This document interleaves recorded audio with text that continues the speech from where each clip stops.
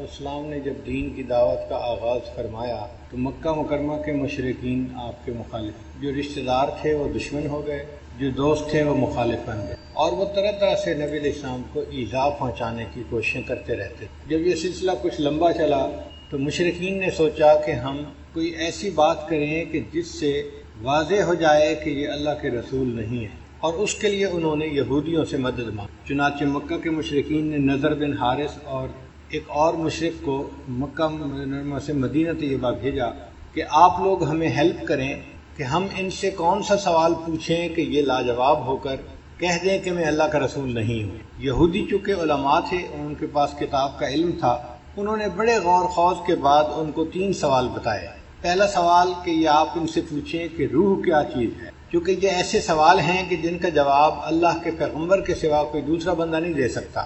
دوسرا سوال انہوں نے پوچھا کہ وہ کون سے نوجوان تھے جنہوں نے غار میں پناہ لی، ان کا واقعہ کیا ہے، اس کی تفصیلات کیا ہیں۔ مشرکین کو تو اس واقعے کا پتہ ہی نہیں تھا، پہلی کتابوں میں اس کا تذکرہ تھا تو یہودیوں کو معلوم تھا۔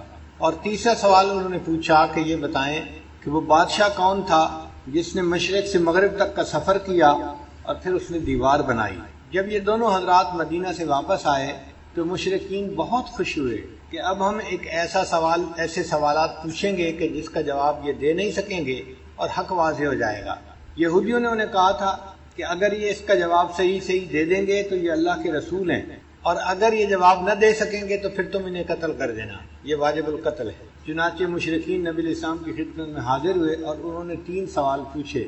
نبی علیہ السلام نے وعدہ فرما لیا کہ میں اس کا جواب دے دوں گا، مگر اللہ کے حبیب صلی اللہ علیہ وسلم نے انشاءاللہ کا لفظ ساتھ نہ کہا۔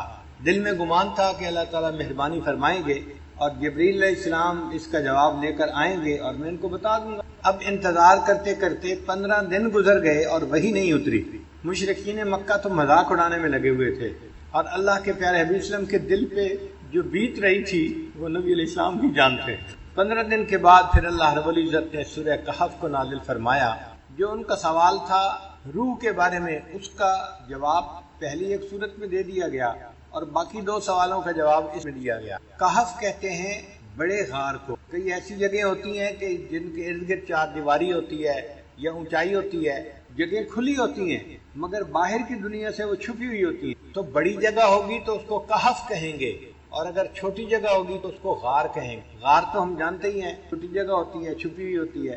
کہف یہ آپ سمجھ لیں کہ بڑے غار کو کہف کہتے ہیں۔ چنانچہ اس صورت میں اللہ رب العزت نے کچھ ایسے نوجوانوں کا تذکرہ کیا جنہوں نے اپنا ایمان بچانے کے لیے گھر وطن کو چھوڑا اور ایک کہف کے اندر انہوں نے پناہ لی۔ مفسرین نے لکھا ہے کہ ایک بادشاہ تھا دقیانوس، بت پرست تھا، اور وہ زبردستی ہر ایک کو بت پرستی کے اوپر آمادہ کرتا تھا۔ جو نہیں کرتا تھا اس کو سزا دیتا تھا، قید کرتا تھا، سزا دلا۔ کچھ نوجوان تھے جو موحد تھے، کلمہ پڑھنے والے تھے، اللہ پہ ایمان رکھنے والے تھے، ان کو بھی ڈرایا دھمکایا گیا کہ اگر تم قوم کے دین پر عمل نہیں کرو گے تو تمہیں سزا ملے گی۔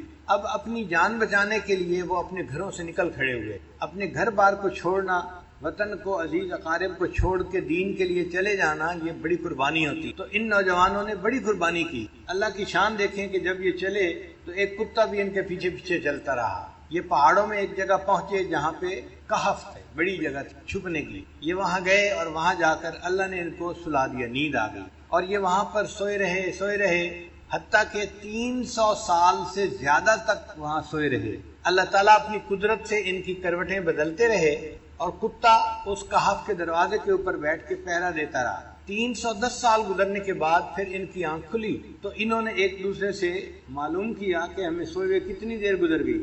انہیں یوں لگ رہا تھا کہ ایک دن گزرا ہے یا دن کا کچھ حصہ گزرا ہے، لیکن یہ نہیں جانتے تھے کہ 300 سال گزر گئے ہیں۔ پھر انہوں نے کہا کہ اچھا بھوک لگی ہے تو ہم میں سے ایک بندہ چلا جائے اور شہر سے جا کے کھانا لے کے آئے۔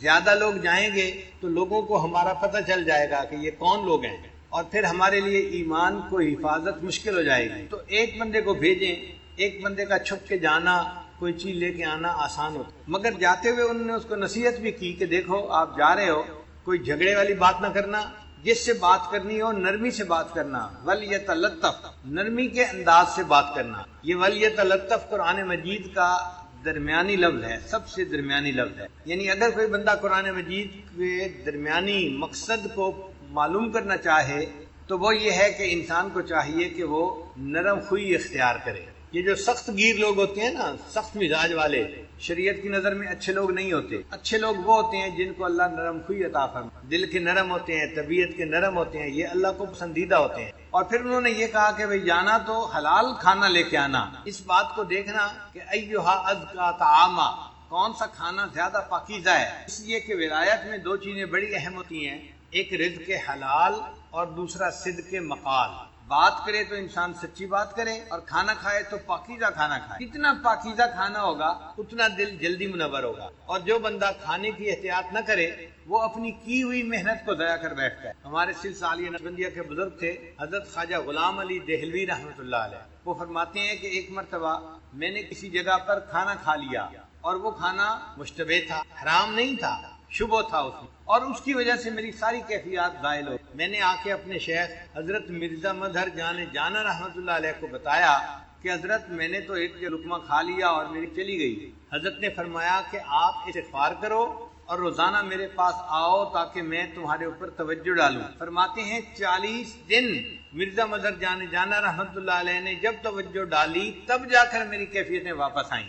ایک طویل لقمہ کھانے سے کیفیتیں چلی گئیں، اور 40 دن شیخ کی توجہ کے بعد پھر واپس لوٹے۔ کھانے پینے میں احتیاط، اسی لیے کھانے کے فرائض میں سے یہ فرض ہے کہ کھانے والا دیکھے کہ یہ حلال ہے یا نہیں۔ اور حلال اور حرام دیکھنا تو نسبت آسان ہوتا ہے، جو مشتبہ ہوتا ہے وہ اور زیادہ مشکل ہے۔ ہمارے حضرت مرشد عالم رحمۃ اللہ علیہ کے بڑے صاحبزادے حضرت مولانا عبد الرحمن قاسمی رحمۃ اللہ علیہ واقعہ سنانے لگے کہ ایک مرتبہ مرشد عالم رحمۃ اللہ علیہ ملک کے سفر پر گئے ہوئے، اور حضرت خواجہ عبد المالک صدیقی رحمۃ اللہ علیہ وہ اسلام آباد تشریف لائے ہوئے تھے، اور واپسی پہ وہ چکوال تشریف لے، تو کہنے لگے کہ میں گھر میں تھا تو مجھے ہی سارا انتظام کرنا تھا۔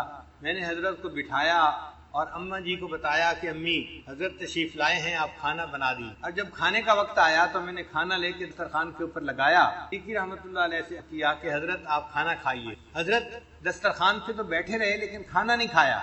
جب میں نے دوسری تیسری دفعہ کہا کہ حضرت کھانا کھائیں تو حضرت نے میری طرف دیکھ کر مجھ سے کہا کہ تمہارے گھر میں یہ سور کیسے داخل ہوا، تمہارے گھر میں یہ سور کیسے داخل ہوا۔ کہنے لگے میں تو چکے چھوٹ گئے، پسینہ آ گیا کہ حضرت کیا فرما رہے ہیں کہ تمہارے گھر میں یہ سور کیسے داخل ہوا۔ میں گھر آیا اور میں نے اماں جی سے کہا کہ حضرت کھانا نہیں کھا رہے اور فرما رہے ہیں کہ تمہارے گھر میں یہ سور کیسے داخل ہوا۔ کہنے لگے کہ اماں جی نے سر پکڑ لیا اور کہنے لگی اوہو مجھ سے بڑی غلطی ہوئی، میں ہمیشہ حضرت کا کھانا اپنے گھر سے بنایا کرتی تھی۔ یہ میری جو پڑوسن عورت ہے یہ مدتوں سے مجھے کہہ رہی تھی کہ تمہارے شیخ جب آئیں گے تو ان کا کھانا ایک وقت کا میں بناؤں گی، تو پڑوس کا لحاظ کرتے ہوئے میں نے اسے کہہ دیا تھا کہ حضرت آئے ہیں کھانا آپ بنا دو، یہ کھانا ہمارے گھر کا نہیں پکا ہوا، یہ پڑوسی کے گھر کا پکا ہوا۔ صاحبزادہ صاحب کہنے لگے کہ میں نے سوچا کہ وہ تو اسکول ماسٹر تھے تو ان کا حرام کا مال کیسے ہو گیا، وہ چھٹی دیتے ہیں اور تنخواہ کا پیسہ لیتے ہیں، حرام کا پیسہ تو نہیں۔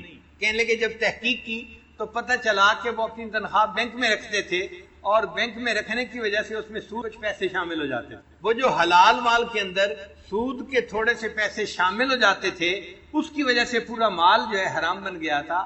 اور حضرت صدیقی رحمۃ اللہ نے کشف کی نظر سے پہچان لیا اور فرمایا کہ بتاؤ تمہارے گھر کے اندر یہ سور کیسے داخل ہوئے۔ پھر اماں جی نے اپنے گھر سے آٹا لیا اور کھانا بنایا اور حضرت صدیقی رحمۃ اللہ پھر کھانا نوش فرمایا۔ اس لیے ولایت کے میدان میں دو چیزیں بڑی اہم ہیں، رزق حلال اور صدق مقال۔ انسان بات کرے تو سچ بات کرے، جھوٹ سے بچے، اور دوسری بات کہ انسان کھانا کھائے تو حلال کھائے، کیونکہ اگر حرام کھانا ہوگا تو حدیث مطابق حدیث پاک میں آتا ہے کہ اس بندے کی دعا قبول نہیں کی جاتی۔ حدیث مبارکہ میں ہے کہ رو رو کے بندہ دعا مانگ رہا ہے، بیت اللہ سے لپٹ کے دعا مانگ رہا ہے، حالانکہ اس کا لباس حرام کا، اس کا کھانا حرام کا، اس بندے کی دعا کیسے قبول ہو سکتی؟ ہماری دعاؤں کی قبولیت کے نہ ہونے کی بنیادی وجہ مال کا پوری طرح حلال نہ ہونا، اس پہ بہت دھیان رکھنا چاہیے، اور جو چیز منہ میں ڈالیں اس سے پہلے 100 دفعہ سوچنا چاہیے کہ یہ حلال ہے یا نہیں۔ ہمارے اسلاف تو کھانا کھانے سے پہلے 7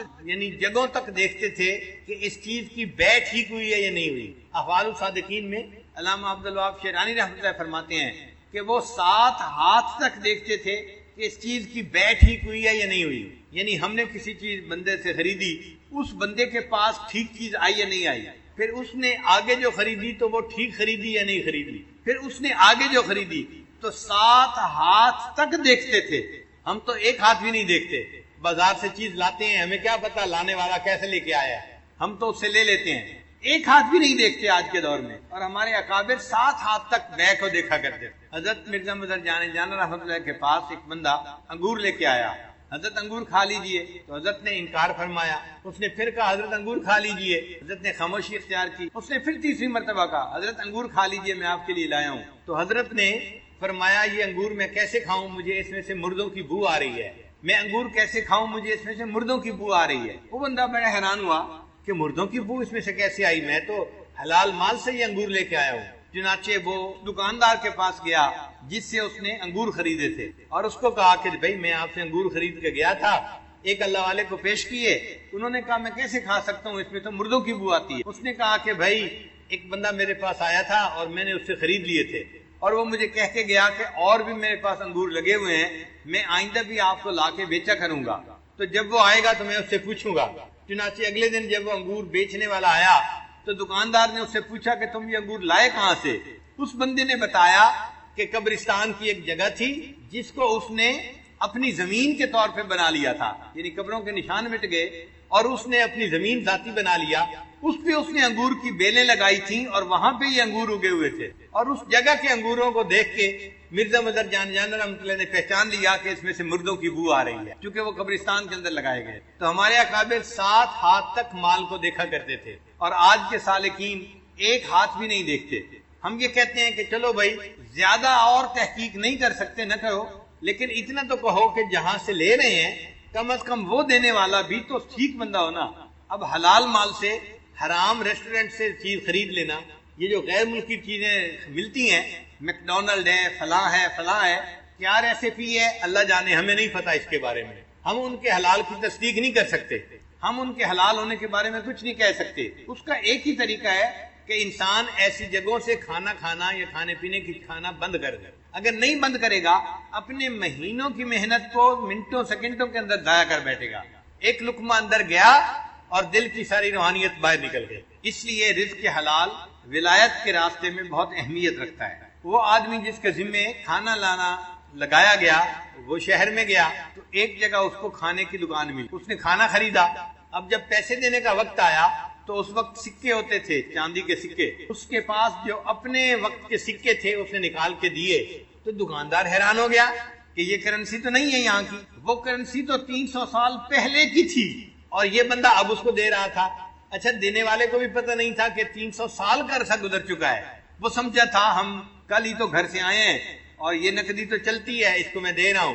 اس نے پوچھا بھائی تمہیں یہ ملی کہاں سے، کوئی خزانہ ملا ہے؟ اس نے کہا نہیں۔ اس نے کہا پھر کیسے ملی؟ اب اس کو بتانا پڑ گیا کہ جی ہم تو گھر سے نکلے تھے اور ایک جگہ پہنچے، وہاں تھوڑی دیر سوئے، کھانا لینے آیا اور میں آپ کے پاس یہ پیسے لے کے آیا ہوں، آپ کہتے ہیں یہ تو بڑے پرانے ہیں۔ اس دکاندار نے لوگوں کو بتایا تو لوگ جو تھے وہ سارے اس کے ساتھ گئے اور انہوں نے جا کے اس جگہ کو دیکھا، تو اس طرح اصحاب کہف کا پتہ چل گیا۔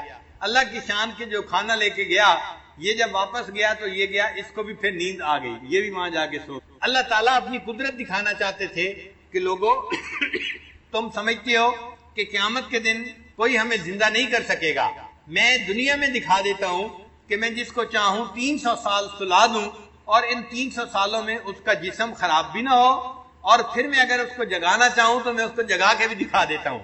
تو سلانا اور جگانا یہ میرے اختیار میں ہے، موت دینا اور پھر قیامت کے دن اس کو کھڑا کرنا یہ میرے اختیار میں ہے۔ اللہ کی شان دیکھیں کہ جب یہ لوگ اٹھے تھے اس وقت جو بادشاہ تھا وہ ایمان والا تھا، وہ اللہ کو ماننے والا تھا۔ ان لوگوں کو پتہ نہیں تھا کہ وہ اللہ کو ماننے والا ہے اور وہ بھی نیک آدمی ہے، اور پوری قوم جو تھی اس وقت ایمان والی بن چکی تھی۔ جب مرے تھے تو قوم کافر تھی، جب 300 سال کے بعد جاگے تو اللہ نے حالات بدل دیے تھے، پوری قوم مسلمان مومن بن چکی۔ پھر ان لوگوں نے مشورہ کیا ہم ان کے لیے کوئی نشانی بنائے، تو انہوں نے ان کے کہف کے دروازے کے اوپر ایک مسجد بنا دی نشانی کے طور پر۔ تو یہ واقعہ قرآن مجید میں اللہ رب العزت نے اتار دیا تاکہ مشرکین کو ان کا جواب مل جائے۔ عجیب بات یہ کہ مشرکین کو جواب بھی مل گیا، نہ مشرکین ایمان لائے نہ یہودی ایمان لائے، ایمان کوئی نہیں لایا، اس لیے کہ سوال جو پوچھنے والے ہوتے ہیں وہ ایمان سے محروم ہوتے ہیں، ان کو کوئی کچھ نہیں ملتا۔ تو قرآن مجید میں اس واقعے کی تفصیل جو ہے وہ موجود ہے، تاہم اس سورت کی احادیث کے اندر بڑی فضیلت آئی ہے۔ ذرا آپ اس فضیلت کو بھی سن لیجئے تاکہ پتہ چل جائے کہ سورہ کہف کے کیا فضائل ہیں۔ بعض سورتوں کے خاص خاص فضائل احادیث میں وارد ہوئے ہیں، جیسے سورہ فاتحہ، سورہ بقرہ، سورہ آل عمران، سورہ کہف، سورہ ملک، سورہ کافرون، اخلاص اور ذتین۔ حضرت برار رضی اللہ عنہ روایت کرتے ہیں، ایک صحابی تھے جو اپنے گھر میں سورہ کہف کی تلاوت اونچی کر رہے تھے۔ ان کے گھر کا صحن چھوٹا تھا، گھوڑا بھی بندھا ہوا تھا اور چارپائی کے اوپر ان کا بیٹا بھی لیٹا ہوا تھا، سویا ہوا تھا۔ اب ان کا دل چاہتا تھا کہ وہ اونچی تلاوت کریں، جہر سے تلاوت کریں۔ جب وہ جہر سے تلاوت کرتے تو گھوڑا بدکتا تھا اور ان کو ڈر ہوتا یہ گھوڑا کہیں میرے بیٹے کو لات نہ مار دے، تو وہ آہستہ پڑھتے تو گھوڑا بھی پرسکون ہو جاتا۔ پھر طبیعت میں جوش آتا، شوق اٹھتا، پھر دل چاہتا کہ اونچا پڑھیں، پھر گھوڑا بدکنے لگ جاتا۔ یہی ساری رات ہوتا رہا۔ جب صبح کا وقت ہوا انہوں نے دعا کے لیے ہاتھ اٹھائے تو انہوں نے دیکھا کہ کچھ بادل سے ہیں جن کے اندر روشنیاں ہیں، اور یہ روشنیاں ان کے سر سے دور آسمان کی طرف جا رہی ہیں۔ پھر وہ نبی علیہ السلام کی خدمت میں حاضر ہوئے، فذکر ذلک للنبی صلی اللہ علیہ وسلم، انہوں نے نبی علیہ السلام کے سامنے یہ پوری رات کا قصہ بتایا تو نبی علیہ السلام نے فرمایا کہ یہ اللہ تعالیٰ کے فرشتے تھے جو تمہارے قرآن کی تلاوت سننے کے لیے تمہارے قریب آ گئے تھے۔ اگر تم تلاوت کرتے رہتے تو مدینے کے لوگ اپنی آنکھوں سے اللہ کے فرشتوں کو دیکھ لیتے۔ تو سورہ کہف کی تلاوت سننے کے لیے اللہ کے فرشتے آسمانوں سے نیچے اتر پڑے۔ ابو درداء رضی اللہ عنہ روایت کرتے ہیں، من حافظ 10 آیات من اول سورۃ الکہف، کہ جس بندے نے سورہ کہف کی پہلی 10 آیات کو یاد کر لیا، اسی من فتنۃ الدجال، اللہ تعالیٰ اس کو دجال کے فتنے سے محفوظ فرما لیں گے۔ معاذ رضی اللہ عنہ فرماتے ہیں کہ نبی علیہ السلام نے ارشاد فرمایا، من قرأ اول سورۃ الکہف وآخرها کانت لہ نورا من قدمہ الی رأسہ، کہ جس نے سورہ کہف شروع میں تلاوت کی اس کے لیے قدموں سے لے کے سر تک نور ہوگا۔ ومن قرأها کلھا، اور جس نے پوری سورہ کہف کی تلاوت کی، کانت لہ نورا ما بین السماء الی الارض، تو اس کے لیے اللہ تعالیٰ زمین سے لے کے آسمان تک نور پیدا فرما دیں گے۔ صدیقہ لانا فرماتی ہیں، من قرأ من سورۃ الکہف 10 آیات، جس نے سورہ کہف میں سے 10 آیات پڑھی، عند منامہ، سونے سے پہلے، اسم من فتنۃ الدجال، اللہ تعالیٰ اس کو دجال کے فتنے سے محفوظ فرمائیں گے۔ ابن عباس لانا فرماتے ہیں کہ نبی علیہ السلام نے ارشاد فرمایا، سورۃ الکہف تدعی فی التوراۃ حائل، کہ سورہ کہف کا نام تورات کے اندر حائل تھا۔ حائلہ کیا مطلب؟ حائل ہونے والی، یعنی یہ بندے اور قبر کے عذاب کے درمیان حائل ہونے والی صورت ہے، بندے اور شیطان کے درمیان حائل ہونے والی صورت ہے۔ عبداللہ رضی اللہ عنہ فرماتے ہیں، قال رسول اللہ صلی اللہ علیہ وسلم، کہ نبی علیہ السلام نے ارشاد فرمایا، البیت الذی تقرأ فیہ سورۃ الکہف، وہ گھر جس کے اندر سورہ کہف کی تلاوت کی جاتی ہے، لا يدخلہ شیطان تلک اللیلہ، اس رات شیطان اس گھر کے اندر داخل نہیں ہو سکتا۔ یعنی جو بندہ رات کو سورہ کہف تلاوت کر لے گا اس گھر کے اندر شیطان رات کو داخل نہیں ہو سکتا۔ آپ اندازہ لگائیے اس سورت کی کتنی عظمت ہے کہ جس گھر میں رات کو پڑھی جائے شیطان رات کو داخل نہیں ہو سکتا، تو بھائی اگر دن میں پڑھی جائے گی تو دن میں بھی داخل نہیں ہو سکے گا، اور جس گھر کے لوگ پڑھیں گے وہ فتنہ دجال سے محفوظ رہیں گے۔ اس سورت کو یاد کرنا اور اس کی کثرت سے تلاوت کرنا یہ بہت فائدے کی بات ہے، اسی لیے جمعہ کے دن اس سورت کا پڑھنا اور بھی زیادہ ثواب کا باعث ہے۔ نبی علیہ السلام نے ارشاد فرمایا کہ سورہ کہف کو جمعہ کے دن تلاوت کیا کرو، تو ہم سورہ کہف کی بھی تلاوت کریں جمعہ کے دن اور اس کو یاد کر کے پڑھنے کی کوشش کریں تاکہ اللہ تعالیٰ ہمیں شیطان سے بھی بچائے اور جو دجال ہے اللہ تعالیٰ اس کے فتنے سے بھی ہمیں محفوظ۔ سورہ کہف سے پہلے ایک سورت ہے سورہ اسراء، اس کا نام ہے۔ اللہ رب العزت نے اس کو سبحان کے لفظ سے شروع فرمایا ہے، سبحان الذی اسریٰ بعبدہ لیلا من المسجد الحرام الی المسجد الاقصی، تو سبحان کے لفظ سے وہ سورت شروع ہوئی ہے۔ اور یہ سورت اسراء یہ سورت کہف اس کے بعد آئی، اس کو اللہ نے الحمد کے لفظ سے شروع فرمایا ہے۔ چنانچہ سبحان اور الحمد کا ایک جوڑ ہے۔ بخاری شریف کی آخری روایت ہے، کلمتان حبیبتان الی الرحمن ثقیلتان فی المیزان خفیفتان علی اللسان سبحان اللہ و بحمدہ سبحان اللہ العظیم۔ تو دیکھیں پہلے تسبیح آئی اور پھر تحمید آئی، اور اللہ تعالیٰ نے یہاں بھی وہی ترتیب رکھی۔ قرآن مجید کچھ صورتیں ہیں جن کو اللہ نے الحمد سے شروع فرمایا، جیسے سورہ فاتحہ ہے، سورہ فاطر ہے، یا یہ سورہ کہف ہے۔ الحمد سے کیوں شروع فرمایا؟ اصل مقصد یہ تھا کہ یہ اللہ تعالیٰ کی تعریف ہی ہے کہ اللہ رب العزت نے کمال رحمت سے اور مہربانی سے اپنے بندوں کو اس کلام سے نوازا، یہ اللہ کی رحمت ہے اور اللہ کی مہربانی ہے۔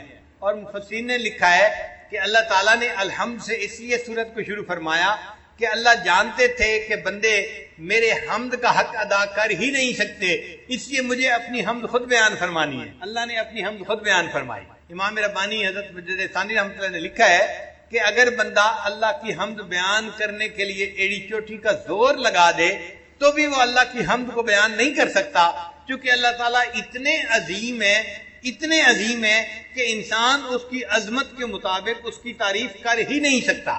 ہم اللہ کی کیا تعریف کریں گے؟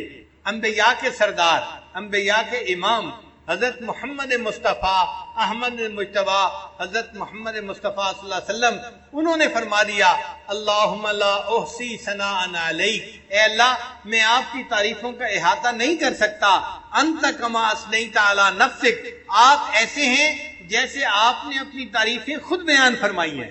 تو اللہ کی تعریف اللہ خود ہی بیان فرما سکتا ہے، مخلوق میں سے کوئی تعریف کر ہی نہیں سکتا، اللہ اتنے بڑے ہیں۔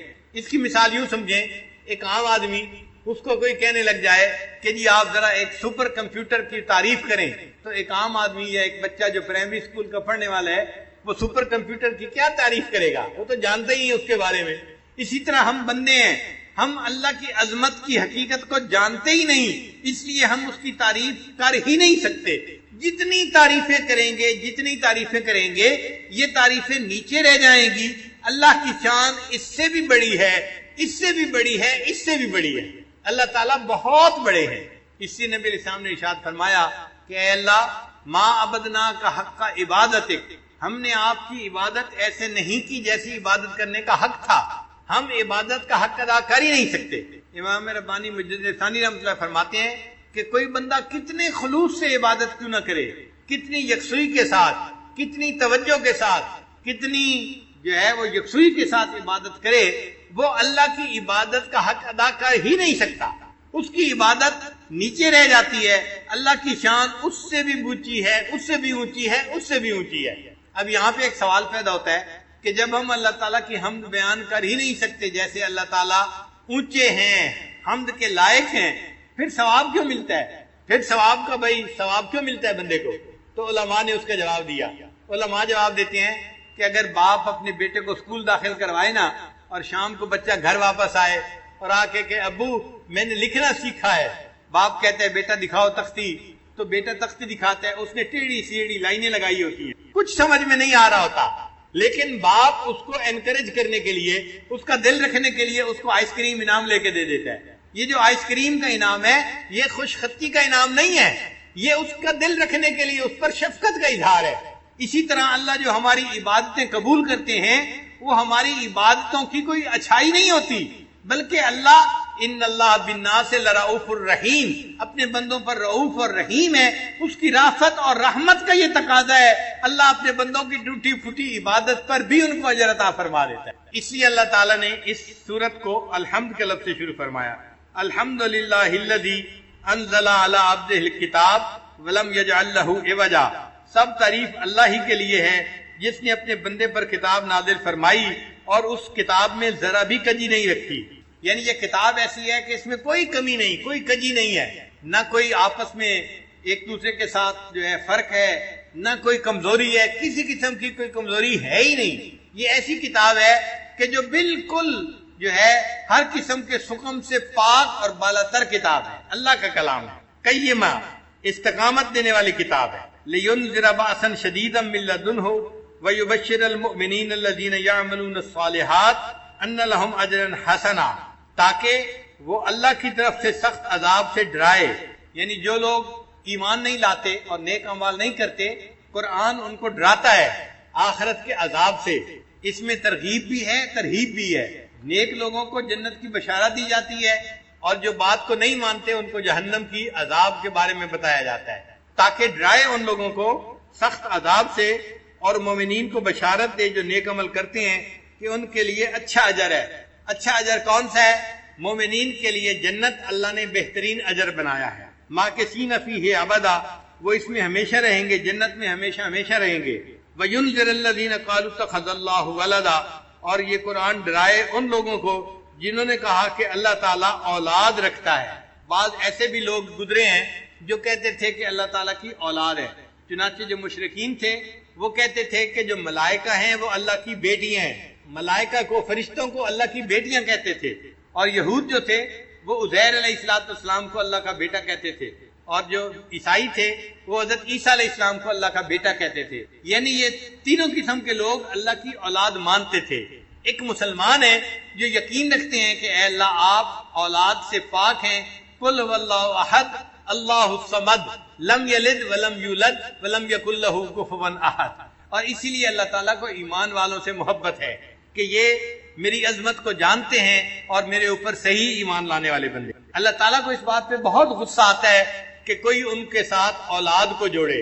فرماتے ہیں ما لہم بہ من علم ولا لآبائہم، اس کے بارے میں کچھ بھی علم نہیں ہے ان لوگوں کو اور نہ ان کے باپ دادوں کو. یعنی یہ بھی جاہل ہیں اور ان کے باپ دادا جو کہتے تھے نا کہ اللہ کی اولاد ہے وہ بھی جاہل ہے. اس لیے کہ سانپ کا بیٹا سانپ ہی ہوتا ہے. یہ جاہل تھے، انہوں نے اولاد جنی تو وہ بھی جاہل ہی نکلی، اور ان کی اولاد نے بھی کہا کہ اللہ تعالیٰ کا بیٹا ہے. اللہ فرماتے ہیں کبرت کلمۃ تخرج من افواہہم، کہ بڑے بول ہیں جو ان کے منہوں سے نکل رہا ہے. ان یقولون الا کذبا، یہ نہیں بولتے مگر جھوٹ، یہ جھوٹ بات کر رہے ہیں. پھر اللہ تعالیٰ نے اپنے پیارے حبیب صلی اللہ علیہ وسلم کی تسلی فرمائی کہ چونکہ اللہ کے حبیب صلی اللہ علیہ وسلم 15 دن وحی نہ آنے کی وجہ سے بہت غمزدہ بھی تھے. اللہ فرماتے ہیں فَلَعَلَّكَ بَاخِعٌ نَفْسَكَ عَلَىٰ آثَارِهِمْ إِن لَّمْ يُؤْمِنُوا بِهَٰذَا الْحَدِيثِ أَسَفًا. تو ایسا تو نہیں کہ آپ ان کے پیچھے اپنی جان کو غم کی وجہ سے ہلاک کر دینے والے ہیں اور یہ لوگ اس مضمون پر ایمان نہ لائیں. اگر یہ لوگ ایمان نہیں لاتے آپ اتنے غمزدہ کیوں ہوتے ہیں؟ آپ کے اوپر تو ہے بات کو پہنچانا. وما علیک الا البلاغ، آپ نے تو بات پہنچا دی، آپ کی ذمہ داری ختم ہو گئی. اب اگر یہ ایمان نہیں لاتے تو اے میرے حبیب صلی اللہ علیہ وسلم آپ کتنا غم کیوں کرتے ہیں؟ آپ کیوں اپنے آپ کو پریشانی میں ڈالتے ہیں؟ پھر آگے فرمایا انا جعلنا ما علی الارض زینۃ لہا لنبلوہم ایہم احسن عملا. بلا شبہ زمین پر جو کچھ ہے ہم نے اس کے لیے زینت بنایا ہے تاکہ ہم آزمائیں کہ ان لوگوں میں سے کون اچھا عمل کرتا ہے. زمین کے اوپر جو کچھ بھی ہے وہ سب کا سب ہمارے لیے امتحان ہے. زمین کی زیب و زینت بھی امتحان ہے، زمین کے اوپر مال وہ بھی امتحان ہے، زمین کے اوپر جمال وہ بھی امتحان ہے. ہر چیز ہمارے لیے امتحان ہے. اور اللہ تعالیٰ نے یہ اس لیے امتحان بنایا کہ وہ دیکھنا چاہتے ہیں کہ کون ہیں جو نیک عمل کرنے والے ہیں. وَإِنَّا لَجَاعِلُونَ مَا عَلَيْهَا صَعِيدًا جُرُزًا. اللہ فرماتے ہیں اور زمین پر جو کچھ ہے بلا شبہ ہم اسے بالکل صاف میدان بنا دینے والے ہیں. اور یہ چند دن کی بات ہے، یہ جو کچھ ہے ایک وقت آئے گا کہ ہر چیز مٹ جائے گی، یہ سب مٹی کی ڈھیری بن جائے گی اور اللہ تعالیٰ زمین کو چٹیل میدان بنا دیں گے. یہ زمین کے اوپر جو درخت نظر آ رہے ہیں، یہ عمارتیں نظر آ رہی ہیں، یہ سب ختم ہونے والی چیزیں ہیں، یہ فانی چیزیں ہیں. ان سے دل لگانا بے وقوفی کی بات ہے. اب نبی علیہ السلام کو تسلی دینے کے بعد اللہ رب العزت نے اصحاب کہف کا قصہ اب شروع فرمایا. فرماتے ہیں ام حسبت ان اصحاب الکہف والرقیم کانوا من آیاتنا عجبا. کیا آپ نے یہ خیال کیا ہے کہ کہف اور رقیم والے ہماری نشانیوں میں سے عجیب چیز تھے؟ کہف کہتے ہیں بڑے غار کو، اور رقیم کا لفظ رقم سے ہے. رقم قرآن پاک کا لفظ ہے، اس کا معنی ہوتا ہے لکھنا، اور اردو میں بھی استعمال ہوتا ہے. رقم نمبر ہم استعمال کرتے ہیں اردو زبان میں بھی. تو رقیم جو ہے اصل میں ایک پلیٹ تھی جس کے اوپر قوم نے ان اصحاب کہف کے بارے میں کچھ لے کے اس کو کہف کے دروازے کے اوپر فکس کر دیا تھا. آج کل لوگ بھی اپنے گھروں کے اوپر بھی پلیٹیں لگا دیتے ہیں اور اپنی فیکٹریوں کے اوپر بھی نشان لگا دیتے ہیں. تو اس زمانے میں ایک پتھر کے اوپر کچھ لکھ کر لگا دیا گیا تھا، تو اس کو رقیم کہا گیا، وہ جو پلیٹ بنا دی تھی انہوں نے. تو اصحاب کہف تو تھے اس غار کی وجہ سے، اور رقیم تھے اس پلیٹ کی وجہ سے جو دروازے کے اوپر لگا دی گئی تھی، تو ان کو اصحاب کہف والرقیم کہا گیا. اللہ فرماتے ہیں اذ اول فتیۃ الی الکہف فقالوا ربنا آتنا من لدنک رحمتا وہیئ لنا من امرنا رشدا.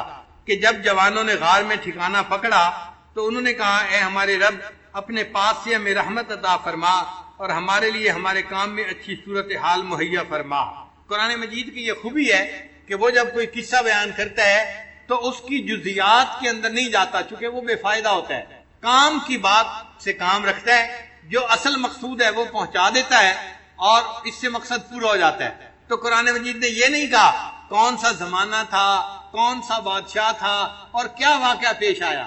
اتنا کہا کہ وہ چند نوجوان تھے جو غار کے اندر داخل ہوئے اس لیے کہ وہ اپنے ایمان کو بچانا چاہتے تھے، اور انہوں نے دعا مانگی، ربنا آتنا من لدنک رحمتا وہیئ لنا من امرنا رشدا، اے اللہ، اے ہمارے رب، ہمیں اپنے پاس سے رحمت عطا فرما اور ہمارے لیے ہمارے کام میں اچھی صورتحال مہیا فرما۔ بس اتنی بات بتائی اور بات کو مکمل کر دیا۔ پھر جب وہ کہف کے اندر آ گئے، اللہ فرماتے ہیں فَضَرَبْنَا عَلَىٰ آذَانِهِمْ فِي الْكَهْفِ سِنِينَ عَدَدًا، سو ہم نے ان کے کانوں پر سال ہا سال تک پردہ ڈال دیا، پھر ہم نے انہیں اٹھایا۔ جب انسان سوتا ہے نا تو اس کے کانوں کے اوپر پردہ آ جاتا ہے۔ نیند کا تعلق دو چیزوں کے ساتھ ہے، ایک آنکھوں کے ساتھ ہے اور ایک کانوں کے ساتھ ہے۔ اگر کانوں میں آواز چلی جائے تو بھی نیند ڈسٹرب ہو جاتی ہے، اگر آنکھوں کے آگے روشنی آ جائے تو بھی نیند ڈسٹرب ہو جاتی ہے۔ اسی لیے سائنسدانوں نے یہ لکھا ہے کہ ایک آدمی اگر کسی جنگل کے اندر سویا ہوا ہے تو رات ہوگی تو اس کو نیند آئے گی، اور جیسے ہی صبح کی روشنی ہوگی تو بند آنکھوں کے باوجود اس کی آنکھوں کے اندر سے روشنی اس کے دماغ تک جائے گی اور اس کو پتہ چل جائے گا کہ صبح کا وقت ہو گیا ہے اور اس کی آنکھ کھل جائے گی۔ تو صبح کے وقت، سحری کے وقت خود بخود آنکھ کھل جاتی ہے۔ تو آنکھ کھلتی ہے، روشنی دماغ تک پیغام دے یا کان کی آواز دماغ تک پیغام دے۔ تو اللہ فرماتے ہیں کہ وہ غار میں سوئے ہوئے تھے، تو صاف ظاہر ہے کہ غار کے اندر اللہ نے ان کو سلانے کے لیے ان کے کانوں کے اوپر پردہ ڈال دیا تھا، اور پردہ آنے کی وجہ سے اب ان کو گہری نیند آ گئی تھی۔ وہ 300 سال تک سوئے رہے، اور اس دوران اللہ ان کی کروٹیں بھی بدلتے رہے اور ان کی نیند میں خلل نہیں آیا۔ ثم بعثناہم، پھر ہم نے انہیں اٹھایا، جگایا کہ ہم جان لیں، لنعلم ای الحزبین احصی لما لبثوا امدا، کہ دونوں گروہ میں سے کون سا گروہ ان کے ٹھہرنے کی مدت کو ٹھیک طرح سے شمار کرنے والا ہے۔ یعنی کیا ان کو خود پتا ہے کہ یہ کتنا سوئے ہیں، یا ان کی قوم کو پتا ہے کہ یہ نوجوان کتنا عرصہ اس کہف کے اندر سوئے رہے ہیں؟ ہم دیکھنا چاہتے تھے کہ کوئی جانتا ہے کہ نہیں اس بات کو۔ اللہ فرماتے ہیں نحن نقص علیک نبأہم بالحق، کہ ہم آپ سے ان کا واقعہ بالکل ٹھیک بیان کرتے ہیں۔ انہم فتیۃ آمنوا، بلا شبہ وہ چند نوجوان تھے، بربہم وزدناہم ہدا، جو اپنے رب پر ایمان لائے اور اللہ نے ان کی ہدایت کو اور زیادہ کر دیا۔ قرآن مجید میں نوجوانوں کا تذکرہ اللہ تعالیٰ نے خاص طور پر کیا ہے۔ ایک سیدنا ابراہیم علیہ السلام کا تذکرہ اللہ نے کیا، وہ بھی نوجوان تھے اور اللہ کی توحید پہ قائم تھے، اور انہوں نے بتوں کو توڑ دیا تھا، فجعلہم جذاذا، اور ان کے بارے میں لوگ کہتے تھے کہ انا سمعنا فتى یذکرہم یقال لہ ابراہیم، ہم نے ایک نوجوان کے بارے میں سنا ہے وہ ہمارے بتوں کے خلاف باتیں کرتا تھا۔ تو ابراہیم علیہ السلام کے جوانی کا تذکرہ اللہ نے قرآن مجید میں کیا ہے۔ ایک اللہ تعالیٰ نے حضرت یوسف علیہ السلام کی جوانی کا تذکرہ کیا ہے قرآن پاک میں۔ مصر کی عورتوں نے کہا تھا کہ ہم نے سنا ہے کہ جو بادشاہ کی بیوی ہے وہ اپنے جو ہے نوجوان غلام کے اوپر فریفتہ ہو گئی ہے، اس کے لیے بھی فتح کا لفظ استعمال کیا گیا ہے۔ اور ایک اللہ تعالیٰ نے اصحاب کہف کے لیے نوجوانوں کا لفظ استعمال کیا، اور ایک حضرت موسیٰ علیہ السلام کا جو خادم تھا یوشع بن نون، وہ بھی نوجوان تھا، اس کا بھی تذکرہ قرآن مجید میں ہوا۔ تو انہوں نے اپنے غلام سے پوچھا تھا کہ کھانے کی چیز لاؤ، تو اس نے بھی کہا تھا کہ جی وہ تو مچھلی تھی جو دریا میں چلی گئی، اس کے لیے بھی نوجوان کا لفظ استعمال ہوا ہے۔ یہ سب کے سب ایمان والے لوگ نوجوان لوگ تھے۔ اور عجیب بات ہے کہ نبی علیہ السلام نے جب دنیا میں نبوت کا دعویٰ فرمایا تو اللہ کے حبیب صلی اللہ علیہ وسلم بھی نوجوان تھے، 40 سال عمر تھی۔ 40 سال کی عمر کا بندہ تو نوجوان ہوتا ہے۔ اور پھر حضرت ابوبکر صدیق لانو کی عمر 38 سال تھی، 2 سال چھوٹے تھے، وہ بھی نوجوان تھے۔ حضرت عمر لانو اور چند سال چھوٹے تھے، وہ بھی نوجوان تھے۔ حضرت عثمان غنی بھی نوجوان تھے، اور حضرت علی لانو تو اور بھی اٹھتی جوانی تھی ان کی۔ اور ان کے بارے میں تو نبی علیہ السلام نے حدیث پاک میں بھی فرمایا کہ لا فتح الا علی، کہ کوئی نوجوان نہیں سوائے علی کے۔ تو علی کی جوانی کا تذکرہ تو اللہ نے اللہ کے حبیب صلی اللہ علیہ وسلم نے حدیث پاک میں بھی فرمایا ہے۔ یہ سب نوجوانوں کی جماعت تھی جنہوں نے دین کی بنیاد رکھی، اور اللہ تعالیٰ نے دین اسلام کی آبیاری ان نوجوانوں سے کروائی۔ ہمیشہ جب بھی دنیا میں کوئی انقلاب آتا ہے اس کے پیچھے نوجوان ہی ہوتے ہیں۔ تو یاد رکھیے گا، نوجوانوں کا جوش اور بوڑھوں کا ہوش، نوجوانوں کا جوش اور بوڑھوں کا ہوش۔ بوڑھوں میں عقل مندی ہوتی ہے، ان کا دماغ کام کرتا ہے، وہ صحیح فیصلے کر پاتے ہیں، اس لیے وہ صحیح جو ہے ڈیسیژن لیتے ہیں۔ تو بوڑھوں کا ہوش ضروری ہے، اور پھر کام کو کرنے کے لیے نوجوانوں کا جوش بھی ضروری ہے، تاکہ کام اپنے پایہ تکمیل تک پہنچ جائے۔ تو یہ چند نوجوان تھے جن کا تذکرہ قرآن مجید نے کیا کہ یہ اپنے ایمان بچانے کے لیے غار کے اندر چلے گئے تھے۔ اللہ فرماتے ہیں وَرَبَطْنَا عَلَىٰ قُلُوبِهِمْ، ہم نے ان کے دلوں کو مضبوط کر دیا، اذ قاموا، جب وہ سونے کے بعد اٹھے، فقالوا، جب وہ کھڑے ہوئے، فقالوا، اور کہنے لگے، ربنا رب السماوات والارض، ہمارا رب تو وہ ہے جو آسمان اور زمین کا رب ہے، لن ندعو من دونہ الہا لقد قلنا اذا شططا، ہم اس کے علاوہ کسی کو معبود نہیں بنائیں گے، اس صورت میں تو ہم یقینی طور پر بڑی زیادتی کرنے والے ہو جائیں گے۔ یعنی قوم کہتی تھی نا کہ تم بھی بتوں کو پوجو، تو وہ کہتے تھے کہ ہم بتوں کو نہیں پوج سکتے، ہم ایک اللہ کو ہی پوجیں گے۔ ہا اولائے قوم اتخذوا من دونہ الہ آلہہ، ہماری قوم کے لوگ ہیں جنہوں نے اللہ کے سوا دوسرے معبود بنا لیے ہیں۔ لولا یاتون علیہم بسلطان بین، کیوں نہیں لے آتے اس پر یہ کھلی ہوئی دلیل۔ فمن اظلم ممن افترى علی اللہ کذبا، تو اس سے بڑھ کر کون ظالم ہوگا جو اللہ تعالیٰ پر جھوٹی تہمت لگائے۔ وَإِذِ اعْتَزَلْتُمُوهُمْ، اور جب تم ان لوگوں سے اور ان کے معبودوں سے جدا ہو گئے، وَمَا يَعْبُدُونَ إِلَّا اللَّهَ فَآوُوا إِلَى الْكَهْفِ، تو جو اللہ کے سوا ہیں تو غار کی طرف پناہ لے لو۔ يَنشُرْ لَكُمْ رَبُّكُمْ مِنْ رَحْمَتِهِ، تمہارا رب تم پر اپنی رحمت پھیلا دے گا۔ وَيُهَيِّئْ لَكُمْ مِنْ أَمْرِكُمْ مِرْفَقًا، اور تمہارے مقصد میں اللہ تعالیٰ آسانی پیدا فرما دے گا۔ تو دیکھیں اللہ تعالیٰ نے ان کے ایمان کو بھی بچا لیا اور ان کو ایسے وقت میں جگایا کہ جب پوری قوم ایمان والی قوم بن گئی تھی۔ وہ کبھی سوچ بھی نہیں سکتے تھے ہم ایسا وقت بھی آنکھوں سے دیکھیں گے کہ پوری قوم جو بت پرست ہے وہ پھر ایمان والی قوم بن جائے گی۔ اللہ فرماتے ہیں وَتَرَى الشَّمْسَ إِذَا طَلَعَتْ تَزَاوَرُ عَنْ كَهْفِهِمْ، اور اے مخاطب تو دیکھے گا کہ جب سورج نکلتا ہے تو وہ ان کے غار سے داہنی طرف کو بچ کر گزر جاتا ہے۔ وَإِذَا غَرَبَتْ تَقْرِضُهُمْ ذَاتَ الشِّمَالِ، اور جب غروب ہونے لگتا ہے تو بائیں طرف سے کتراتا ہوا چلا جاتا ہے۔ وَهُمْ فِي فَجْوَةٍ مِّنْهُ، اور وہ غار کے ایک فراخ حصہ میں تھے۔ ذَلِكَ مِنْ آیاتِ اللَّهِ، یہ اللہ کی نشانیوں میں سے ہے۔ مَن يَهْدِ اللَّهُ فَهُوَ الْمُهْتَدِ، جسے اللہ ہدایت دے وہی ہدایت پانے والا ہے۔ وَمَن يُضْلِلْ، اور جس کو وہ گمراہ کرے، فَلَن تَجِدَ لَهُ وَلِيًّا مُرْشِدًا، تو اس کے لیے کوئی مددگار اور اس کو بتانے والا نہ پائے گا۔ یعنی اللہ رب العزت نے ان کا جو غار تھا نا کہف تھا، اس کا معاملہ ایسے رکھا تھا کہ جب سورج طلوع ہوتا تھا تو بھی اس کی ڈائریکٹ دھوپ نہیں پڑتی تھی، کیونکہ ڈائریکٹ دھوپ پڑنے سے چیزوں کے اوپر اثر ہوتا ہے۔ اگر ان کے بدن پر ڈائریکٹ دھوپ پڑتی تو 300 سال میں ان کے بدن گل سڑ جاتے۔ اللہ ان کے بدن کو سلامت رکھنا چاہتے تھے، تو اللہ تعالیٰ نے ایسا معاملہ بنا دیا کہ سورج جب چڑھتا تھا یا غروب ہوتا تھا تو پہاڑ ایسا تھا کہ وہ اس کی دھوپ کو روک لیتا تھا اور ان لوگوں کے جسموں تک دھوپ جاتی نہیں تھی۔ اللہ فرماتے ہیں کہ اللہ نے اپنی نشانی دکھائی، قدرت دکھائی کہ دیکھو میں نے ان لوگوں کے جسموں کو اتنے 100 سال تک صحیح سلامت رکھا۔ وَتَحْسَبُهُمْ أَيْقَاظًا وَهُمْ رُقُودٌ، اور اے مخاطب تو ان کو دیکھتا تو خیال کرتا کہ وہ جاگ رہے ہیں حالانکہ وہ سوئے ہوئے تھے۔ وَنُقَلِّبُهُمْ ذَاتَ الْيَمِينِ وَذَاتَ الشِّمَالِ، اور ہم انہیں دائیں کروٹ پر اور بائیں کروٹ پر بدل دیتے تھے۔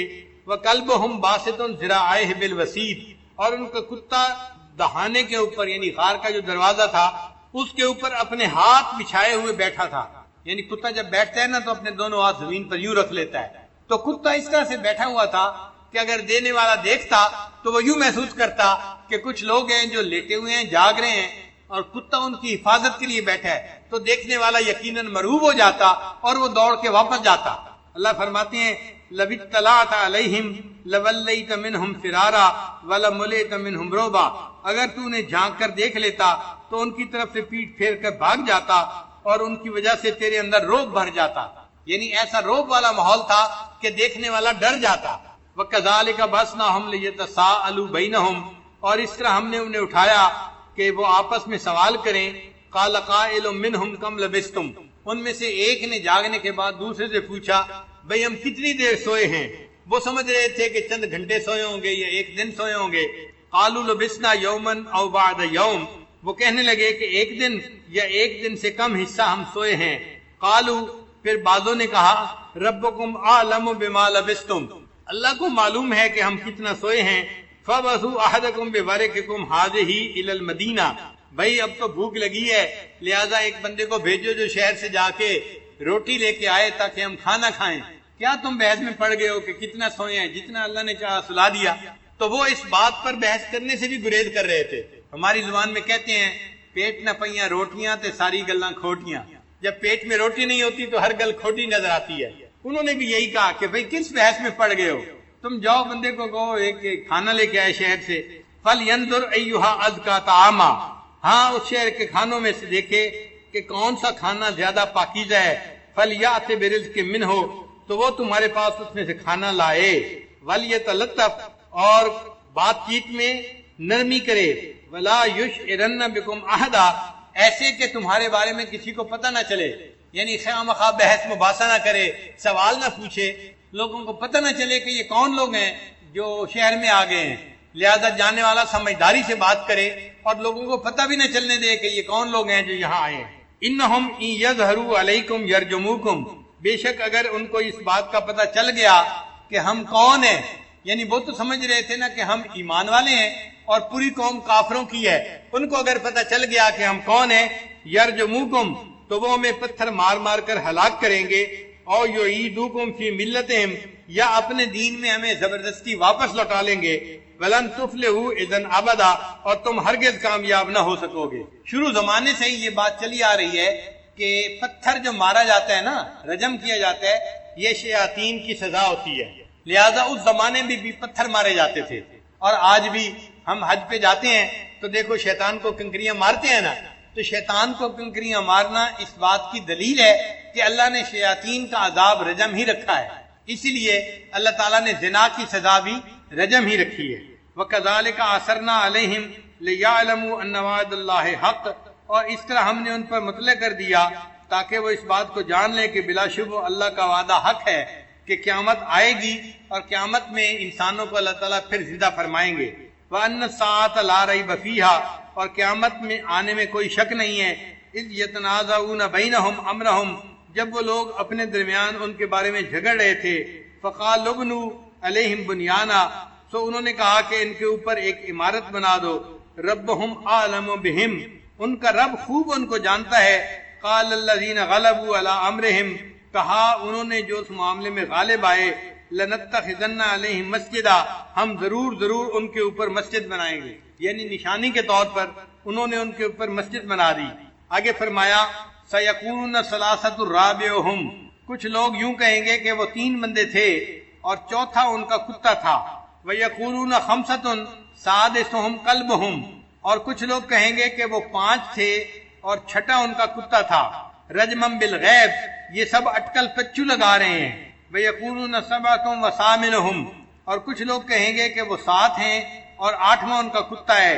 قُلْ رَبِّي أَعْلَمُ بِعِدَّتِهِمْ, آپ فرما دیجئے کہ میرا رب ان کی تعداد کو بہتر جانتا ہے.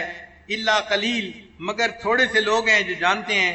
فَلَا تُمَارِ فِيهِمْ إِلَّا مِرَاءً ظَاهِرًا, سو آپ اس کے بارے میں سرسری بحث کے علاوہ زیادہ بات نہ کیجئے. وَلَا تَسْتَفْتِ فِيهِمْ مِنْهُمْ أَحَدًا, اور ان کے بارے میں کسی سے سوال بھی نہ کیجئے. مقصد یہ تھا کہ بھئی ان کی تعداد کتنی ہے اصحاب کہف کی, یہ فضول سی بات ہے, یہ کوئی ایسی بات نہیں کہ جس کے اوپر کسی سے پوچھ پرتیت کی جائے یا اس کا فیصلہ کیا جائے. وہ 7 تھے, 5 تھے, 8 تھے, 2 تھے, اللہ ان کی تعداد کو بہتر جانتا ہے. بہرحال کچھ نوجوان تھے جنہوں نے غار میں پناہ لی تھی اور اللہ نے ان کے ایمان کو محفوظ کر دیا تھا.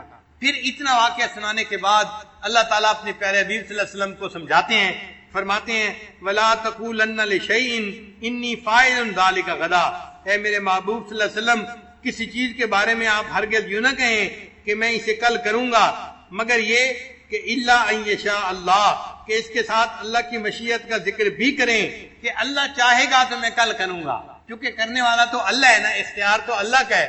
اللہ تعالیٰ اپنی کبریائی بھی دکھانا چاہتے تھے کہ معاملہ تو میرے ہاتھ میں ہے, جو چاہوں وہ میں کروں گا. تو آپ اگر کوئی بات کریں تو کہیں کہ اللہ چاہیں گے تو میں کل کروں گا. وَاذْكُرْ رَبَّكَ إِذَا نَسِيتَ, اے میرے محبوب جب آپ بھول جائیں تو اپنے رب کو یاد کریں. وَقُلْ عَسَىٰ أَن يَهْدِيَنِ رَبِّي لِأَقْرَبَ مِنْ هَٰذَا رَشَدًا, اور آپ یوں کہہ دیجئے کہ امید ہے میرے رب مجھے وہ بات بتا دے گا جو ہدایت کے اعتبار سے اس سے قریب تر ہے. وَلَبِثُوا فِي كَهْفِهِمْ 300 سِنِينَ وَازْدَادُوا 9, اللہ فرماتے ہیں کہ وہ لوگ اپنے غار میں 309 سال رہے, یعنی شمسی اعتبار سے 300 سال رہے, اور اگر قمری اعتبار سے کریں تو پھر وقت زیادہ بن جاتا ہے. تو 309 سال بن گئے اس طرح سے. قل اللہ اعلم بما لبثوا، اللہ ہی خوب جاننے والا ہے کہ وہ کتنی مدت رہے. لہو غیب السماوات والارض، اللہ کو آسمان اور زمین کے غیب کا علم ہے. اب صرف ہی واسم، وہی دیکھنے والا ہے اور سننے والا ہے. ما لہم من دونہ من ولی، ان لوگوں کو اس کے سوا کوئی مددگار نہیں. ولا یشرک فی حکمہ احدا، اور وہ اپنے حکم میں کسی کو شریک نہیں فرماتا. یعنی اللہ اپنے حکم میں کسی کو اپنا شریک نہیں بناتا، صرف اللہ ایک ہی ہے جس کا حکم چلتا ہے، اس میں کوئی اس کا دوسرا شریک نہیں ہے. ما اوحی الیک من کتاب ربک، آپ کے رب کی کتاب جو آپ کی طرف وحی کی گئی اس کی تلاوت کیجئے. لا مبدل لکلماتہ، اس کے کلمات کو کوئی بدلنے والا نہیں. ولن تجد من دونہ ملتحدا، اور ہرگز آپ اس کے سوا کوئی پناہ کی جگہ نہیں پائیں گے. وَاصْبِرْ نَفْسَكَ مَعَ الَّذِينَ يَدْعُونَ رَبَّهُمْ بِالْغَدَاةِ وَالْعَشِيِّ، اور جو لوگ صبح و شام اپنے رب کو پکارتے ہیں ان کے ساتھ آپ اپنے آپ کو بٹھائیے. یہ وہ لوگ ہیں جو اللہ کی رضا کے طالب ہیں. اور آپ ایسا نہ کریں کہ وَلَا تَعْدُ عَيْنَاكَ عَنْهُمْ، کہ ان دنیا والی زندگی کی زینت کے ارادے سے ان سے آپ نظریں ہٹا لیں. تُرِيدُ زِينَةَ الْحَيَاةِ الدُّنْيَا، آپ دنیا کی زینت کے چاہنے والے ہوں گے. وَلَا تُطِعْ مَنْ أَغْفَلْنَا قَلْبَهُ عَنْ ذِكْرِنَا، اور اس شخص کی بات نہ مانیے جس کے دل کو ہم نے اپنی یاد سے غافل کر دیا. وَاتَّبَعَ هَوَاهُ، وہ اپنے خواہشات کے پیچھے لگ گیا. وَكَانَ أَمْرُهُ فُرُطًا، اور اس کا حال حد سے آگے بڑھ گیا. مکہ کے مشرکین نے نبی علیہ الصلوۃ والسلام کو ایک پیغام دیا تھا کہ یہ جو ایمان لانے والے لوگ ہیں نا، حضرت بلال جانو جیسے اور دوسرے حضرات جو تھے، یہ سب غریب غربا لوگ ہیں، اور ہم اپنے وقت کے بڑے بڑے سردار لوگ ہیں. ہمیں آتے ہوئے اور آپ کے پاس آ کر بیٹھتے ہوئے محسوس ہوتا ہے، شرم آتی ہے، غیرت آتی ہے. ہم اتنے غریب قسم کے لوگوں کے پاس آ کے کیسے بیٹھے؟ آپ ان کو اپنے پاس سے اگر ہٹا دیں تو پھر ہم آپ کے پاس آئیں گے، آپ کی بات کو سنیں گے. تو جب انہوں نے یہ پیغام بھیجا، اللہ رب العزت نے آیت اتار دی، اے میرے حبیب صلی اللہ علیہ وسلم، یہ مکار لوگ ہیں، یہ مشرکین کے جو سردار ہیں، آپ ان کی دنیا کی حیثیت کا ذرا خیال نہ کیجئے.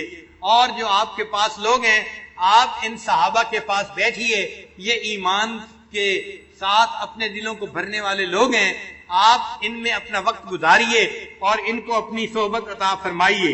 فرمایا قل الحق من ربکم، آپ فرما دیجئے کہ حق تمہارے رب کی طرف سے ہے. فمن شاء فالمؤمن، تو جس کا جی چاہے وہ مومن ہو جائے. ومن شاء فلیکفر، اور جس کا جی چاہے وہ کافر رہے. انا اعتدنا للظالمین نارا، بے شک ہم نے ظالموں کے لیے آگ تیار کر رکھی ہے. احاط بہم سرادقها، اس کی دیواریں گھیرے ہوئے ہوں گی ان کو جہنم میں. وَإِن يَسْتَغِيثُوا يُغَاثُوا بِمَاءٍ كَالْمُهْلِ يَشْوِي الْوُجُوهَ، اور جب وہ فریاد کریں گے تو انہیں پینے کے لیے ایسا پانی دیا جائے گا جو تیل کی تلچھٹ کی طرح ہوگا اور وہ منہوں کو بھون ڈالے گا. یعنی اتنا گرم ہوگا کہ جب جہنمی اس کو پینے لگیں گے تو ان کے ہونٹ جل جائیں گے. بئس الشراب، پینے کی کتنا برا مشروب ہے. وساعت مرتفقہ، اور وہ دوزخ آرام کی بری جگہ ہے. ان الذین آمنوا وعملوا الصالحات، بے شک جو لوگ ایمان لائے اور انہوں نے نیک اعمال کیے. انا لا نضیع اجر من احسن عملا، ہم ایسے لوگوں کے نیک اعمال کو ضائع نہیں کریں گے. اولئک لهم جنات عدن تجری من تحتهم الانہار، ان لوگوں کے لیے ہمیشہ رہنے کے لیے باغ ہے جن کے نیچے نہریں جاری ہوں گی. یحلون فیہا من اساور من ذہب، انہیں سونے کے کنگنوں کا زیور پہنایا جائے گا. یعنی جنت میں جنتی مرد بھی سونے کے کنگن پہنیں گے. بعض طلباء اس بات پہ بڑے حیران ہوتے ہیں کہ بھئی مرد لوگ سونے کے کنگن پہنیں گے.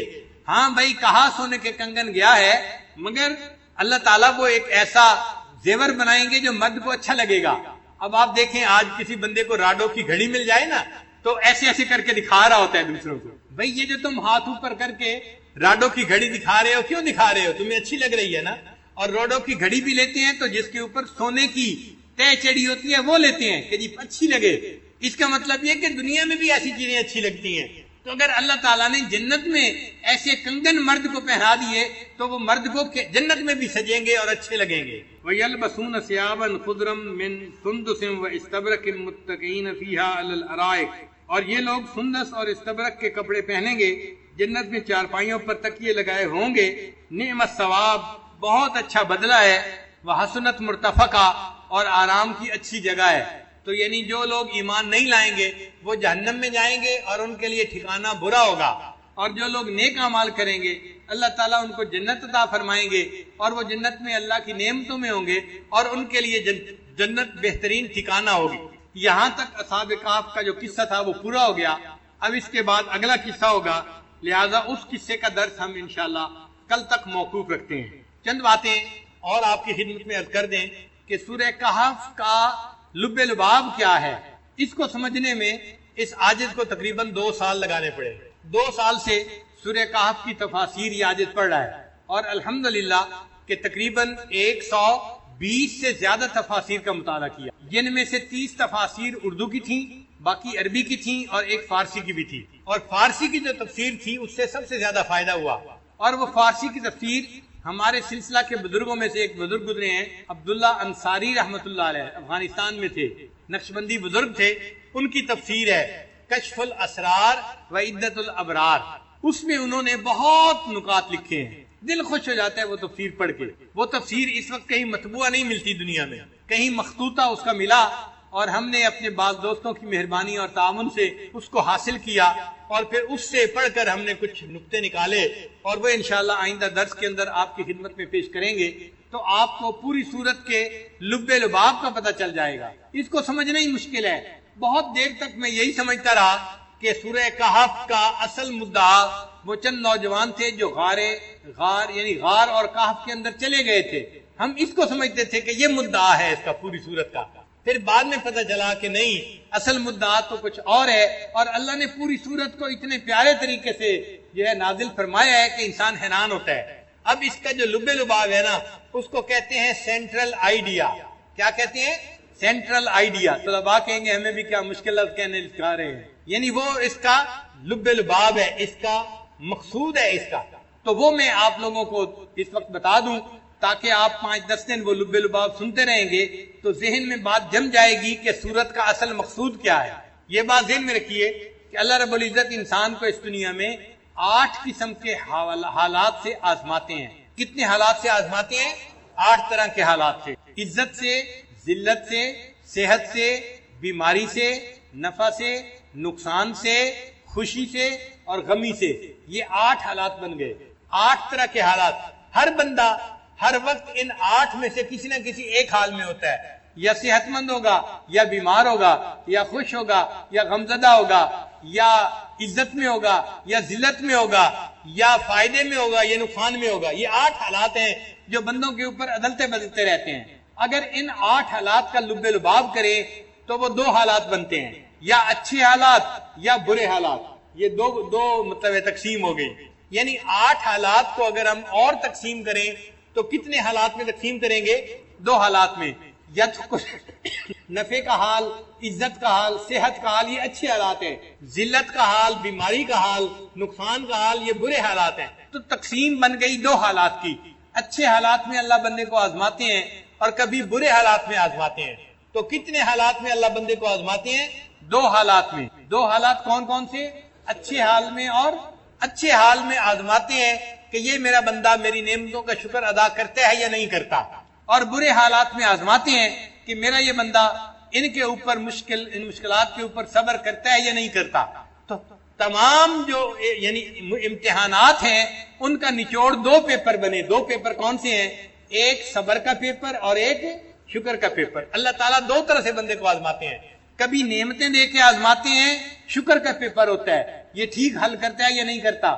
یہ نعمتوں میں اگر غافل ہو جاتا ہے اور نافرمانی پہ اتر آتا ہے اور دنیا داری میں لگ جاتا ہے اور نفس کی خواہشات میں لگ جاتا ہے تو یہ اپنے پیپر میں فیل ہو گیا۔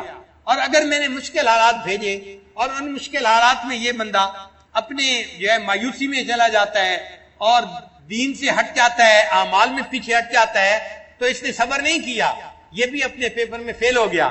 تو صبر کے وقت میں انسان صبر کرے اور شکر کے وقت میں انسان شکر ادا کرے تو پھر وہ انسان کامیاب ہوتا ہے۔ تو یہ بات سمجھ آ گئی کہ ہمارے اس زندگی میں جو یہ دارالامتحان ہے، اس امتحان میں مختلف پیپر ہمیں دینے پڑتے ہیں۔ ان تمام پیپروں کا نچوڑ اور لب لباب کتنے پیپر بنے؟ 2 پیپر بنے۔ ان پیپروں کا نام کیا ہے؟ ایک شکر کا پیپر اور ایک صبر کا پیپر۔ یہاں تک بات اچھی طرح سمجھ آ گئی۔ اب اس سے اگلی بات سمجھیں. اللہ تعالیٰ نے جب حضرت آدم علیہ السلام کو پیدا فرمایا تو اللہ تعالیٰ نے بھی ان کو ان دونوں پیپروں میں آزمایا. ایک تو ان کو جنت میں رکھا کہ شکر ادا کریں، نعمتیں تھیں، اور ایک اللہ تعالیٰ نے ان کو ایک درخت کا پھل کھانے سے منع فرما دیا. یہ صبر کے پیپر تھا. تو کتنے پیپروں میں آزمایا آدم علیہ السلام کو؟ کون کون سے پیپر تھے؟ صبر کا اور شکر کا. تو شکر کے پیپر میں تو آدم علیہ السلام کامیاب ہو گئے، لیکن جو صبر کا پیپر تھا نا، اس میں شیطان نے قسمیں کھا کے ان کو دھوکہ دے دیا. وقاسمہما، قرآن کہتا ہے کہ شیطان نے قسمیں کھا کے کہا کہ آپ اس کو کھا لیجئے، اور وہ بھول گئے تھے اس وقت کہ میں نے اللہ سے وعدہ کیا ہوا ہے کہ میں نے اس کا یہ پھل نہیں کھانا. اب چونکہ بھول ہو گئی تھی اور شیطان نے قسمیں کھائی تھی، اعتماد کر لیا تھا، اس لیے انہوں نے وہ پھل کھا لیا، اور جو صبر کا پیپر تھا اس میں پھر کامیابی نہ ہو سکی. اب جب صبر کے پیپر میں کامیابی نہ ہوئی تو اللہ نے ان کو جنت سے اتار کر زمین پر پہنچا دیا. تو یوں آدم علیہ السلام زمین پر اتر آئے اور ان کی اولاد کو زمین کے اوپر اپنی زندگی گزارنی پڑ گئی. اس لیے سورہ کہف کے اندر 5 واقعات ہیں. سورہ کہف کے اندر کتنے واقعات ہیں؟ 5 واقعات ہیں. یہ بہت توجہ سے یاد کرنے والی بات ہے. پہلا واقعہ ہے حضرت آدم علیہ السلام کا. یہ پوری سورہ کہف کا درمیانی واقعہ ہے، سینٹرل واقعہ ہے. یہ ایک قلب ہے پوری سورہ کہف کا. یہ واقعہ کون سا ہے؟ حضرت آدم علیہ السلام کا واقعہ. آیتیں تھوڑی سی ہیں حضرت آدم علیہ السلام کے بارے میں یا ابلیس کے بارے میں، چند آیتیں ہیں واقعہ، اور اس لیے پڑھنے والے لوگوں کی توجہ ہی نہیں جاتی کہ یہ جو تھوڑا سا ہنٹ دیا گیا ہے یہ لب لباب ہے اس پوری صورت کا. ادھر توجہ ہی نہیں جاتی، سمجھنے میں مشکل پیش آتی ہے. تو آدم علیہ السلام کا واقعہ اور شیطان کا بھی اللہ نے اس میں تذکرہ کیا. یہ واقعہ پوری صورت کا لب لباب ہے، اور اس میں اللہ نے 2 پیپروں کا تذکرہ کیا. کون کون سے پیپر تھے؟ صبر کا اور شکر کا. پھر اللہ نے اس واقعے سے پہلے 2 واقعات کا تذکرہ کیا. آدم علیہ السلام کے واقعے سے پہلے کتنے واقعات کا تذکرہ کیا؟ 2 واقعات کا. اور وہ 2 واقعات عوام الناس کے تھے. یہ بھی ذہن میں رکھیں، وہ 2 واقعات کن کے تھے؟ عوام الناس کے واقعات تھے. ایک واقعہ تھا نوجوانوں کا کہف کے اندر جانا، جو آج ہم نے پڑھا، اور یہ واقعہ جو تھا یہ صبر کا امتحان تھا نوجوانوں سے، اور یہ نوجوان صبر کے امتحان میں کامیاب ہو گئے. انہوں نے صبر کیا نا، گھر چھوڑا، رشتہ دار چھوڑے، بیوی بچے چھوڑے، غار میں چلے گئے. انہوں نے تکلیف پہ صبر کیا اور وہ اس صبر کے اندر کامیاب ہو گئے. اللہ نے ان کو اپنے مقبول بندوں میں شامل فرمایا. تو ایک واقعہ ہے نوجوانوں کا، اور یہ نوجوان کون تھے؟ عام نوجوان تھے. ان عام نوجوانوں کا واقعہ ہے، اور یہ صبر کا پیپر تھا، اور اس صبر کے پیپر میں یہ نوجوان کامیاب ہو گئے. پھر اس کے بعد اللہ نے ایک دوسرا واقعہ سنایا صاحب جنتین، ایک بندے کا جس کے باغات تھے. یہ بندہ تھا جس کو اللہ نے خوب مال دیا تھا، پیسہ دیا تھا، صحت دی تھی، غنی بنایا تھا. یہ بھی عام بندہ تھا، کوئی خاص بندہ نہیں تھا، بس پیسے والا تھا، اتنی سی بات تھی. ویسے عوام الناس میں سے تھا. اس کو اللہ نے امتحان میں ڈالا، اور اس کا امتحان کیا تھا؟ شکر کا پیپر تھا. اس کا امتحان کیا تھا؟ کہ میں نے نعمتیں دی ہیں، اے بندے تم میرا شکر ادا کرو. لیکن یہ بندہ مال کی وجہ سے خواہشات نفسانی میں لگ گیا، اور یہ اللہ کو بھول گیا، اللہ پہ ایمان ہٹا بیٹھا. لہذا یہ اپنے پیپر میں فیل ہو گیا، ناکام ہو گیا. تو آدم علیہ السلام کا واقعہ درمیان میں ہے. ان سے 2 پیپر لیے گئے، صبر کا اور شکر کا، اور ان سے پہلے 2 واقعات کو بیان کیا گیا. کون کون سے واقعات؟ ایک اصحاب کہف کا، یہ بھی عوام الناس کا واقعہ تھا، اور ایک صاحب جنتین کا، یہ بھی عوام الناس میں سے ایک بندہ تھا مگر مال والا تھا. مگر پہلا پیپر صبر کا تھا، اور دوسرا پیپر پہلے والے بندے کامیاب ہو گئے اور دوسرے والا بندہ ناکام ہو گیا. پھر اللہ تعالیٰ نے آدم علیہ السلام کے واقعات کے بعد 2 واقعات کا اور تذکرہ کیا، اور یہ دونوں واقعات خواص کے واقعات تھے. یہ توجہ رکھیں، پہلے واقعات عوام الناس کے واقعات تھے، اور آدم علیہ السلام کے واقعے کے بعد 2 واقعات بیان کیے، یہ خواص کے واقعات تھے. کون کون سے خواص کے واقعات؟ ایک خواص میں سے سیدنا موسیٰ علیہ السلام کا واقعہ، جو کلیم اللہ تھے، اولو العزم رسول تھے، وہ خواص میں سے تھے. ایک ان کا واقعہ اللہ نے بیان کیا، اور ان سے بھی اللہ نے صبر کا پیپر لیا. اور ان کو بھی کہنے والے نے کہا تھا آپ صبر نہیں کر پائیں گے، اور نتیجہ واقعی کیا نکلا کہ انہوں نے سوال پوچھ لیا، اور واقعی ان کے اس پیپر میں بھی کچھ کمی رہ گئی.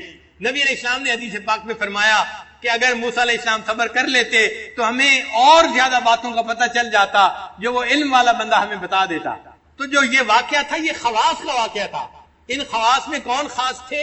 حضرت موسیٰ علیہ السلام جو کلیم اللہ تھے، جو اولو العزم رسول تھے ان کے اوپر یہ امتحان آیا، امتحان تھا صبر کا، مگر واقعی صبر کا رکھنا مشکل تھا، کیونکہ واقعے کی تفصیلات ہی ایسی تھی کہ ایک بندہ ایک کام کو ہوتے دیکھ رہا تھا اور شرعن بات سمجھ میں نہیں آ رہی تھی، ایک لڑکے کو کیوں قتل کیا جا رہا ہے، ایک کشتی کو کیوں سوراخ کیا جا رہا ہے، ایک دیوار کو بغیر اجرت کے کیوں بنایا جا رہا ہے، تو وہ پوچھتے تھے کہ کیوں کیا جا رہا ہے، اور اس صبر نہ کرنے پر پھر اللہ تعالیٰ نے اس واقعے کا لب لباب نکالا کہ بھئی دیکھو یہ صبر عوام الناس سے بھی لیا جاتا ہے اور صبر کا پیپر خواص سے بھی لیا جاتا ہے، کئی مرتبہ عوام الناس پاس ہو جاتے ہیں اور خواص پاس نہیں ہو پاتے، اور کئی مرتبہ خواص پاس ہو جاتے ہیں، عوام الناس پاس نہیں ہو جاتے۔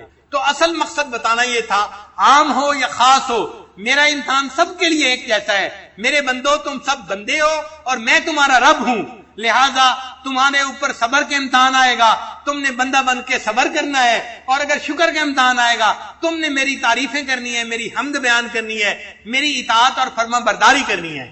لہذا آدم علیہ السلام کے واقعات کے بعد پھر دو واقعات بتائے گئے، ایک واقعہ حضرت موسیٰ علیہ السلام کا اور خضر علیہ السلام کا ہے، اور دوسرا واقعہ ذوالقرنین سکندر ذوالقرنین کا واقعہ، وہ بھی خواص میں سے تھا، کیوں کہ وقت کا بادشاہ تھا اور اللہ نے ان کو بڑا علم دیا تھا اور اللہ نے ان کو بصیرت دی تھی اور انہوں نے اللہ کے حکموں کو جو ہے قائم کیا تھا دنیا کے اوپر۔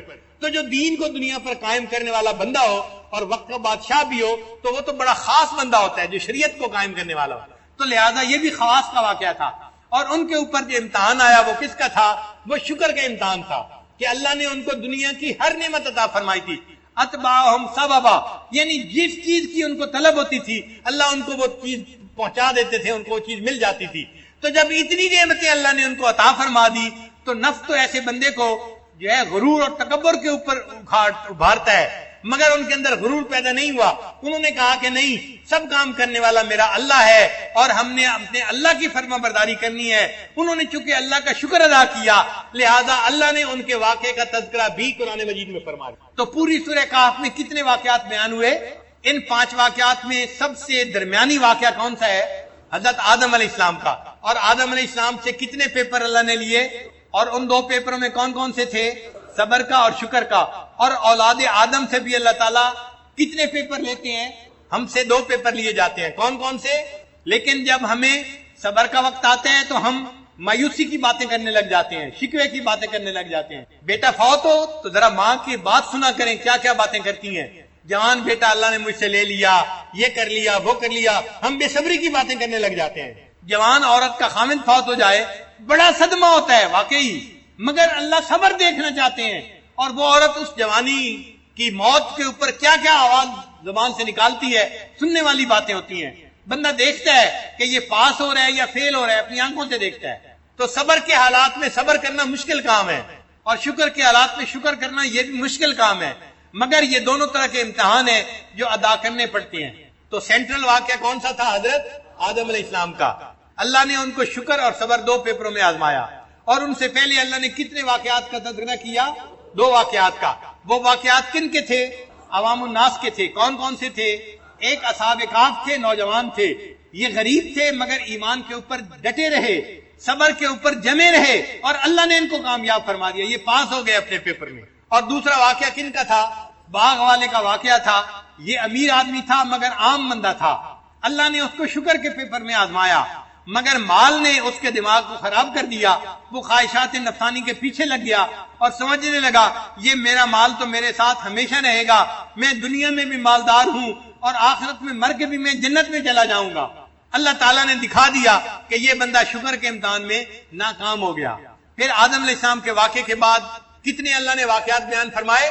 وہ 2 واقعات کن کے تھے؟ خواص کے تھے۔ ان میں پہلا واقعہ کن کا تھا؟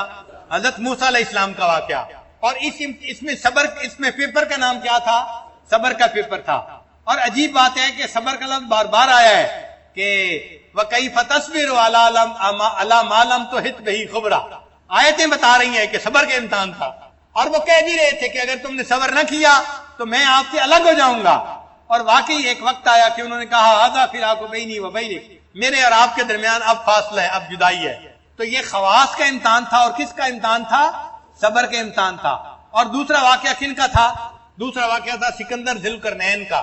یہ کس کا امتحان تھا؟ شکر کا امتحان تھا. کیوں؟ اللہ نے ان کو خاص بنایا تھا. سکندر ذوالقرنین خاص کیوں تھے بھائی؟ وہ کوئی نبی تو نہیں تھے. پھر خاص کیوں تھے؟ بادشاہ تھے اور انہوں نے اللہ کے حکموں کو نافذ کیا تھا. جو بادشاہ ہو اور اللہ کی زمین پر اللہ کے حکم کو نافذ کرے وہ اللہ کا خاص بندہ بن جاتا ہے. اس لیے تو کہتے ہیں وَالسُّلْطَانُ الْمُسْلِمِ ذِلُّ اللَّهِ فِي الْأَرْضِ، اور جو مسلمانوں کا بادشاہ ہوتا ہے وہ زمین کے اوپر اللہ کا سایہ ہوتا ہے. اس کو اللہ تعالیٰ بڑا مقام عطا فرماتے ہیں جو اللہ کی زمین کے اوپر اللہ کے حکموں کو نافذ کرنے والا. اور وہ شکر کے امتحان میں کامیاب ہوئے کہ انہوں نے اللہ کی عظمت کو بیان کیا اور انہوں نے ایک دیوار بنا کر دکھا دی لوگوں کے لیے اور اس کے اوپر ان سے کوئی اجر بھی نہیں مانگا. تو اب پوری سورت کا ایک خلاصہ آپ کے ذہن میں آ گیا نا. اب اس خلاصے کو ذہن میں رکھتے ہوئے ہم ایک ایک واقعے کو لے کے چلتے رہیں گے. پہلے دن میں صرف واقعہ بیان کروں گا، جیسے آج صرف اصحاب کہف کا واقعہ بیان کیا ہے کہ واقعے کا پتہ چل جائے کہ واقعہ کیا تھا. پھر دوسرے دن اس واقعے کے نکات بیان کیے جائیں گے کہ اس واقعے کے اندر نکات کتنے ہیں. وہ نکات اصل ہیں جو سمجھنے والے ہیں. انشاءاللہ 5 واقعات ہیں، 10 دن اللہ نے دیے ہیں. ہم ایک دن واقعہ بیان کریں گے، ایک دن اس کے نکات بیان کریں گے. تو اللہ تعالیٰ 10 دنوں میں سورہ کہف کی یہ پوری تفصیل کرنے کی توفیق عطا فرما دیں گے. ہمیں اللہ تعالیٰ ایک طالب علم بن کر زندگی گزارنے کی توفیق عطا فرمائے اور ہماری اس طلب علم کو اللہ تعالیٰ اور زیادہ فرمائے. رب زدنی علما وآخر دعوانا ان الحمد للہ رب العالمین.